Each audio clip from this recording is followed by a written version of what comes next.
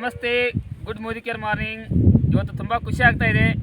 ಯಾಕಂದರೆ ಸತತ 2 ವರ್ಷಗಳ ಕಾಲ ನಮ್ಮ ಸಿದ್ದು ಸರ್ ಅವ್ರದ್ದು ಸಂಬಂಧ.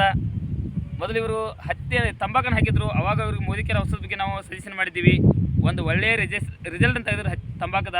ಅದಾದ ನಂತರ ಈಗ 2 ವರ್ಷಗಳ ಕಾಲ ಸತತವಾಗಿ ಮೋದಿಕೇರ್ ಪ್ರಾಡಕ್ಟನ್ನು ಬಳಸ್ತಾ ಇದ್ದಾರೆ. ಪ್ರತಿಯೊಂದು ಬೆಳೆಗೆ ತಮ್ಮ ಹೊಲದಲ್ಲಿ ಬೆಳೆಯುವಂಥ ಕಬ್ಬು ಆಗಿರ್ಬೋದು, ಗೊಂಜಾಳ ಆಗಿರ್ಬೋದು. ಈಗ ಒಂದು 4-5 ತಿಂಗಳ ಹಿಂದೆ ನಾನು ಗೊಂಜಾಳ ವಿಡಿಯೋನ ಹಾಕಿದ್ದೆ.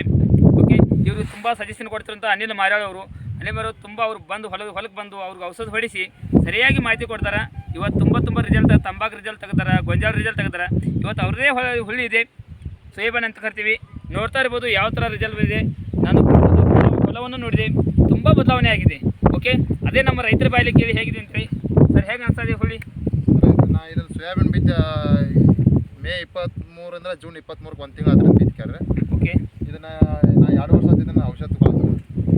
ಇದು ರೈತರಿಗೂ ಲಾಭ ಐತಿ ಮತ್ತು ಭೂಮಿಗೆ ಚಲೋ ಐತಿ. ಓಕೆ, ನೋಡಿ ಈಗ ಕೇವಲ 1 ತಿಂಗಳದ ಹುಳಿ ಇದು. ಅದರ 1 ತಿಂಗಳ ಹುಳಿ ಯಾವ ಥರ ಇದೆ ನೋಡ್ತಾ ಇರ್ಬೋದು. ಚೆನ್ನಾಗಿದೆ.